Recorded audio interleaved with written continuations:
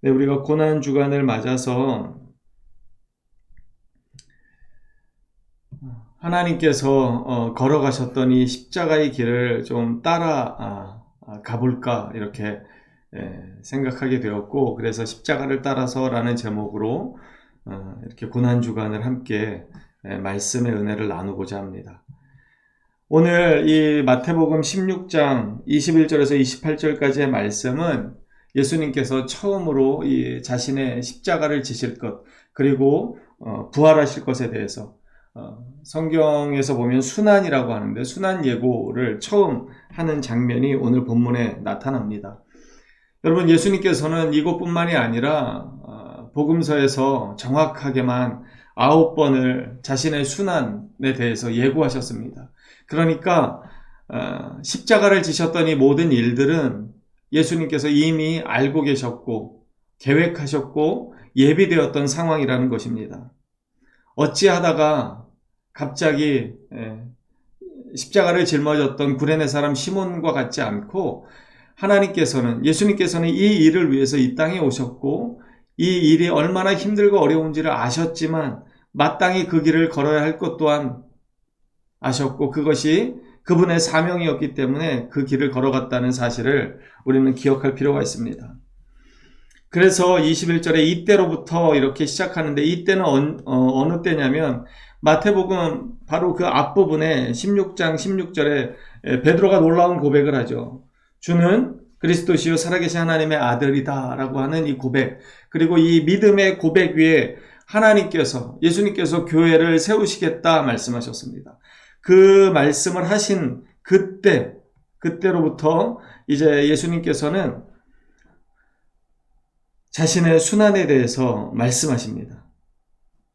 왜냐하면 이 교회를 세워가는 일, 그리고 주가 그리스도이시며 하나님의 아들이시라는 것을 어떻게 드러낼 수 있습니까? 결국 십자가의 죽음과 부활을 통해서만 이것이 완벽하게 드러날 수 있는 것입니다. 그래서 예수님께서는 바로 이때로부터 자신의 순환을 예고하시는 것입니다. 22절에 보면 베드로가 우리가 알고 있는 것처럼 예수님을 붙들고 항변합니다. 따져 묻듯이 절대로 그런 일이 있을 수 없다라고 이렇게 대답합니다. 그때 예수님께서 뭐라고 말씀하시냐면 사탄아 내 뒤로 물러가라 이렇게 말씀하십니다. 그러면서 그 뒤에 말씀은 너는 나를 넘어지게 하는 자다. 그러니까 나를 걸려 넘어지게 한다 이렇게 말씀하시는 것입니다. 하나님의 이 귀한 구원의 사명을 감당하는 데 있어서 네가 걸림돌이 되는구나 이렇게 말씀하시면서 그 뒤에 뭐라고 하냐면 하나님의 일을 생각하지 않고 도리어 사람의 일을 생각한다. 그것이 바로 사탄의 괴계이며 사탄의 역사라고 하는 것입니다. 우리가 하나님의 일을 감당할 때 무엇을 생각하는가, 무엇을 염두에 두는가, 이것이 매우 중요하죠. 사람의 입장에서 생각한다면 그것은 하나님의 일을 그르치는 것입니다. 그래서 언제나 우리가 믿음으로 살아간다고 할 때 이야기하는 것은 어떤 것이냐면 하나님의 편에 서서 생각하는 것입니다. 하나님의 뜻대로 생각하는 것이고 하나님의 뜻대로 순종하는 것입니다. 그것이 바로 사탄의 괴계에 빠지지 않는 일이고 주님의 일을 온전히 감당하는 길입니다. 예수님께서는 이 십자가를 지실 것에 대해서 예고하시면서 언제나 하나님의 일을 생각하셨습니다. 자신의 상황을 돌보지 않으셨고 오직 하나님의 일만을 생각하셨습니다. 그러면서 24절에 그 유명한 말씀을 하십니다. 누구든지 나를 따라오려거든 자기를 부인하고 자기를 십자가를 지고 나를 따를 것입니다. 각자에게 짊어진 십자가가 있다는 것입니다. 그 십자가를 짊어지지 않으면 어느 누구도 예수님을 따를 수 없다라고 주님은 말씀하십니다. 예수님께서는 우리를 위해서 고난받기를 자처하시면서 이 십자가를 지시기로 작정하셨고 예고된 이 일을 감당하셨습니다. 그리고 우리에게도 동일하게 말씀하십니다. 나를 따라오려거든 누구든지 자기를 부인하고 자기 십자가를 지고 나를 따를 것이니라. 이 자기를 부인하고 자기를 자기에게 매인 십자가를 짊어지지 않고는 절대로 예수님의 제자가 될 수 없다라고 말씀하십니다. 우리가 이 고난주간을 맞아서 어떠한 것을 묵상해야 하는가? 주님의 십자가의 이 고난을 묵상해야 하는데 주님께서는 이 십자가의 고난을 기꺼이 받으셨다는 것입니다. 하지만 주님께서도 이것을 가볍게 생각하시거나 주님이시니까 그것을 견딜 만한 능력이 있으시니까 견디신 것이 아닙니다. 우리는 겟세마네 기도에서 예수님께서 어떻게 기도하셨는지를 잘 알고 있습니다. 땀방울이 핏방울이 되도록 기도하셨을 뿐만 아니라 하나님께 이렇게 간절히 기도했습니다. 이 잔을 내게서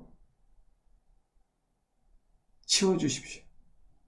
할 수만 있다면 이 잔을 내게서 멀리 해달라고, 이 잔을 내가 마시지 않게 해달라고, 십자가를 지는 일을 피할 수 있게 해달라고 그렇게 간절히 기도하셨습니다. 그만큼 이 십자가의 고난, 십자가의 죽음은 예수님께서도 절대로 피하고 싶었던 일이고 두려웠던 일이고 수치스러웠던 일이었습니다. 그렇기 때문에 주님은 십자가의 고난 앞에서 겟세마네에서 그렇게 하나님 아버지 앞에 이 잔을 내게서 피할 수 있게 해달라고 기도하셨던 것입니다. 하지만 우리가 또 잘 아는 바와 마찬가지로 주님께서는 그러나 나의 원대로 하지 마시옵고 아버지의 원대로 되기를 원하나이다 라고 기도를 마무리하셨습니다. 그리고 이 십자가를 향해서 뚜벅뚜벅 걸어가셨습니다. 베드로가 예수님을 붙들고 항변하는 것, 이것은 대단히 우정 어린 행동이기도 합니다. 하지만 인간적인 행동임에 틀림없습니다. 인간적인 생각으로 하는 모든 것들, 인간적인 마음에서 하는 모든 말들, 이것은 다 하나님의 일을 그르치는 것임을 우리는 기억해야 합니다. 여러분, 이 고난주간에 우리가 어떻게 하나님의 일을 그르치지 않을 것인가? 어떻게 하면 하나님의 교회를 세워갈 것인가? 우리는 깊이 묵상할 필요가 있습니다.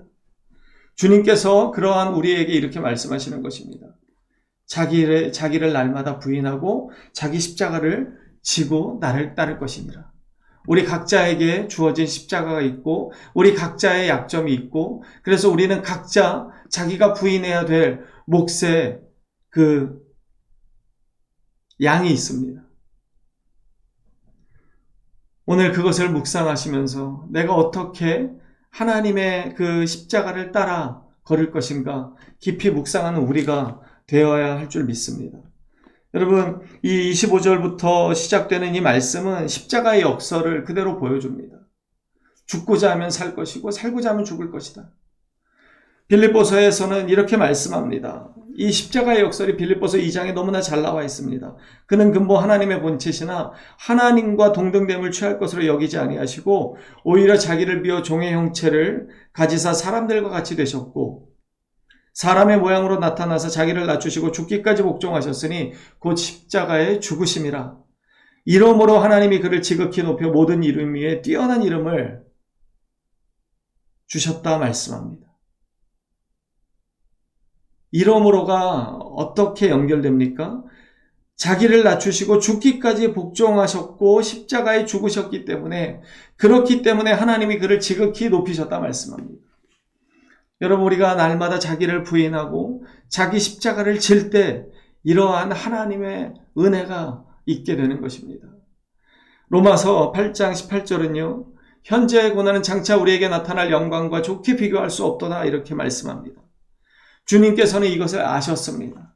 자신이 죽으심을 통해서 한 알의 밀이 땅에 떨어져 죽지 아니하면 열매 맺지 못한다는 사실을 알고 계셨고 자신이 십자가를 지지 않으시면 어떠한 죄인도 구원받을 수 없다는 사실을 아셨기 때문에 그리고 예수님께서 그 십자가의 그 고난을 짊어지셔야만 하나님의 영광을 드러내는 일이셨음을 아셨기 때문에 너무나 피하고 싶은 일이었지만 너무나 수치스러운 일이었지만 그래서 대단히 두려운 마음이었지만 그럼에도 불구하고 자신의 순환을 예고하시면서 그 길을 계속해서 걸어가시는 것입니다. 여러분, 우리도 주님의 길을 걸어가야 합니다. 힘들고 어렵지만 그래서 부인하고 싶지만 그럼에도 불구하고 주님의 제자가 되기를 원한다면, 주님의 십자가를 따라 걷기를 원한다면 우리도 우리 몫에 십자가를 지어야만 합니다. 오늘 이 아침에 저와 여러분이 정말 내가 부인해야 할 것이 무엇인지 깊이 묵상하시고, 그래서 나에게 주신 십자가의 그 몫을 담당히 내 어깨에 걸머지고 그 십자가를 지고 주님을 따르는 은혜가 있게 되기를 간절히 소망합니다.